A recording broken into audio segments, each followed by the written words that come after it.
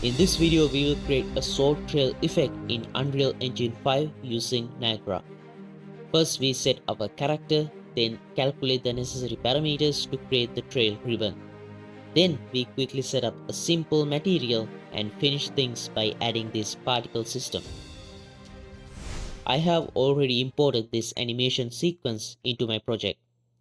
We are going to add the trail effect into this, but first, I need a sword mesh. If you already have a sword mesh or it is already part of your skeletal, you can skip ahead to next timestamp. So I'll go to Window, Fab and search for sword. Let's search for free content and I will use this one. Add it to the project. Locate the mesh in the content browser. Open it. In my testing, this sword turned out to be pretty small compared to a standard mannequin. So here in the details under build settings, I set the scale to 12 on all axes and apply. Save it. Now I drag and drop the sword into the scene. I want to change the pivot point of this sword to be in the middle of the handle. So switch to modeling mode, go to X form, edit pivot and move up the pivot location to the middle of the handle. Hit accept. Back to selection mode and delete the sword from the scene. Then I will open up my character skeletal mesh. In characters, mannequin, meshes and open this SK mannequin. In the preview settings, set use specific animation and select our sword/animation. I pick a frame like this. Now I want to create a socket to place the sword. So find the right hand bone from the hierarchy. Right click and add socket. I call it sword_R. Then add a preview asset and select our sword mesh. Now adjust the socket transform to place the sword in the hand. Let's say. I think this is good enough. After that, I need to make two more sockets to define the start and end points of the blade. I can use that to define the width of the trail. I duplicate the sword socket and call it sword base and move it up along the Z axis to place it at the blade start point. Add another copy of the socket and call it sword tip. Place it at the tip of the sword. We got our sockets ready. If your sword already has bones in it, you can use those bones for this instead of the steps I do here. Now in a new folder, I right click and make a new Niagara system. Select fountain and create. I call this ns_sword/fx. Now I need to bring in references to the sockets we made and define a few new parameters. So in system spawn, I set a new parameter. Click plus and make a new skeletal mesh parameter. Set this to attach parent. That way the Niagara system will use the skeletal mesh this system attached to. For preview, I select our SK queen. Here, since we are using sockets, I add filtered socket and select our sword base and sword tip sockets. Then in the system update, I define our trail width and direction from these. So first we need to grab position of our sockets from the skeletal mesh. I add a sample skeletal mesh module. Link the skeletal mesh parameter we created earlier into this. Set the sample to skeletal sockets and this to direct. This is the index of the socket from the list earlier. I keep this at 0 and duplicate the sample skeletal mesh module and this time set the index to 1 to grab the sword tip socket. Then I set a new 𝑭𝒐𝒍𝒐𝒃 parameter. Add a new vector parameter. Here I want to calculate the trail direction. For that, I can simply subtract the two positions of the socket. So I click this arrow and look for subtract position. And for the A, if you look at our sample skeletal mesh module, you can see it writes a few parameters. One of them is the position of the sampled socket. So here in the subtract position, for the A, I search for a sample position and select the first one, and for the B, I select the third one. I rename this to trail direction. Next, I need to calculate the trail width. So I add a new float parameter. We need the magnitude of A to B vector. So I look for vector length, and for the vector, I copy paste these. Now we have the initial parameters we want for the trail effect. Using these, we can create the trail effect. Now in our emitter, first I set this to GPU in the properties, set bounds to fixed. Since sword slashing is a very fast effect, I delete this spawn rate and add a spawn per frame module. I dismiss this and keep the spawn count at 1. This will spawn a particle every frame. Later we will convert that particle trail into a ribbon. Then I disable these modules. We can use them later if we want. Right now all these particles spawn in the simulation origin. I want this to spawn in the middle of our blade, between base and the tip. So in the initialize settings, in position mode, I set this to direct set. To find the middle, we can use a lerp. I look for lerp position, and for the A, I link our first sample position. And for the B, I link the second sample position. Then I set this alpha 2.5 to find the middle of those positions. I set the lifetime mode to direct set. Since we are not going to deal with sprites, I set this to unset and set the ribbon width to direct set. And for the width, we need to link the width we calculated here. Let me rename this to trail width. And back in here, I link the ribbon width to trail width. Then set the ribbon facing to direct set and link our trail direction. After that, I add a ribbon renderer and delete the sprite renderer. And in the renderer settings, I set the facing mode to custom site vector. Save the system. To add this to our animation, first I right click and create an animation montage. Open it up. Find where you want the trail to start. I pick right around here. Then here in the notifies, I right click, add notify state and select time Niagara effect and adjust the length of the notify state. I want the trail to last to around here. Then select the notify and in the details search for the Niagara system we just made and set the socket to root. Save it and play. You can see we have a trail effect. Lifetime is too much, so let's reduce it to 0.2. If you don't see it working in the montage preview, close the montage and reopen it. Now to test this in the game, I open up the third person character blueprint and in the event graph, I add a left mouse click event. When I press the left mouse button, I want to play the montage. So drag the skeletal mesh here and select our montage. If I hit play, I forgot to add the sword to the character, so go to viewport and select the character mesh. First, let's select the sword mesh.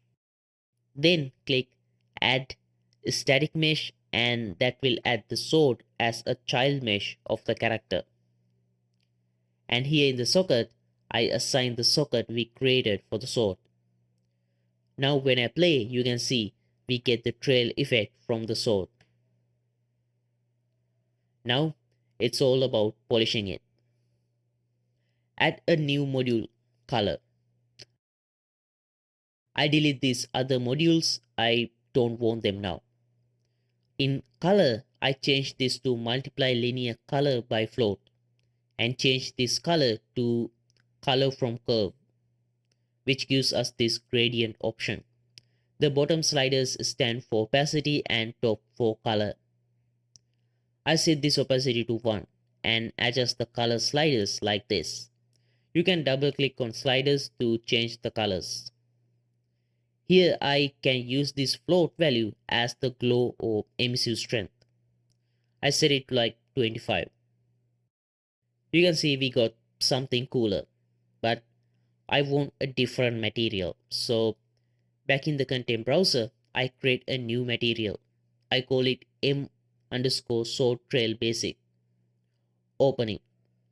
Set it to additive, unlit and two-sided. Add a texture coordinate node. Next, I need to mask it. What I need is G channel. Then plug a power node. Set this to like 4. Duplicate this mask again and this time I get the R channel. I do a 1 minus to reverse the gradient. Then add a power to smooth it. Holding M, I add a multiply node and multiply these two. We get something like this. Then I add a particle color node. This will grab the color of the particles we set from the Niagara emitter. I use its RGB as the _𝒚𝒐𝒎𝒄 color and multiply this with the alpha and plug it to opacity. Save it, and with this material selected in the content browser, here in the ribbon renderer, I click this arrow to assign that material to the emitter.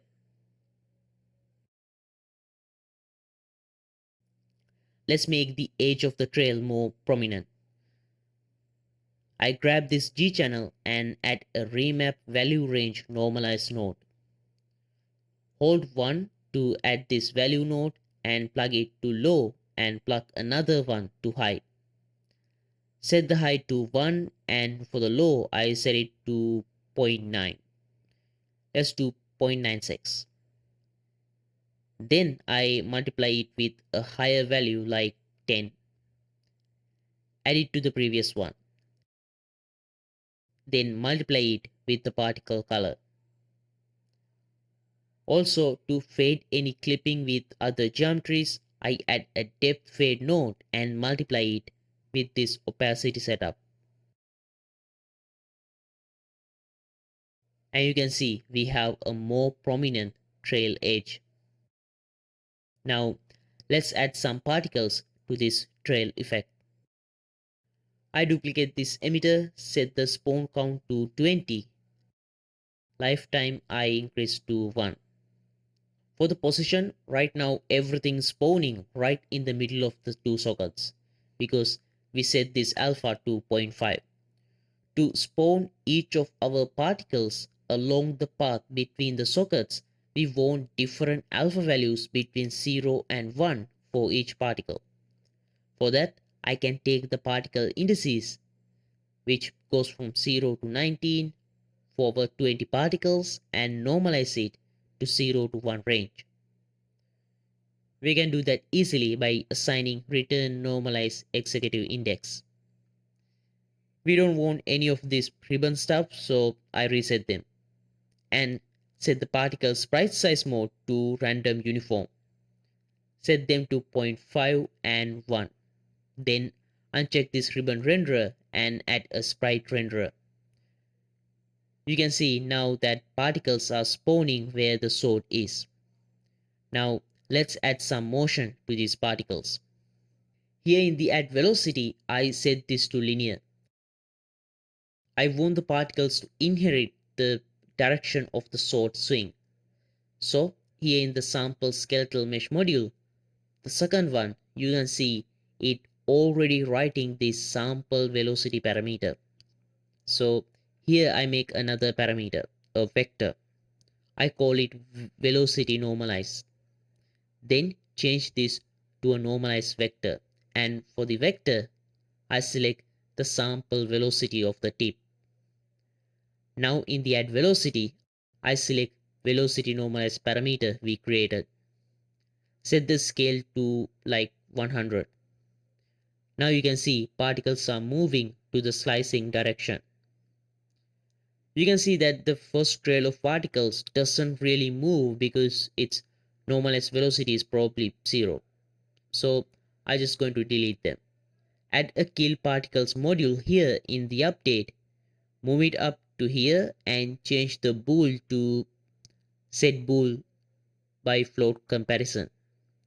To find the scale of the velocity, I change this to vector length and plug sample velocity for the vector. Set the b to 1 and set this to a equals b. This should work. Yes, you can see the initial set of particles is deleted and everything else is working. Now for the velocity scale, I set it to random range float. Set the min and max to 25 and 300. Then I add a scale color module. Change this to make vector from linear color. And copy this setup from the color module and paste it here. Then I just delete the color module. This way I have one place to control color and alpha easily. For the alpha, I change this to float from curve and change the curve to something like this. Then add scale sprite size module and change the graph to this to reduce the size of the particles over time. After that, I add a curl noise module, strength to 100 and frequency to 80. Then add drag for some resistance. I keep this at 1 and disable this. It is working well. Let's move this up a bit over time. So add the gravity force module and set the Z to 100. I delete these unused modules. And that is our final effect. You can see it's working perfectly, except the particles move differently depending on where my character is facing. You can see it moving in a random direction unless my character is facing this direction, which means we have some space orientation issue. To fix that, here in the sample skeletal mesh module, click this show advanced settings and change this sample velocity coordinate space to local. Now you can see particles moving correctly no matter which direction you face. Just to finish things off in style, I changed this to CPU sim and dynamic bounce because I want to add a light renderer to this emitter. In there, I enable alpha scales brightness. Now you can see we are casting some light from the particles.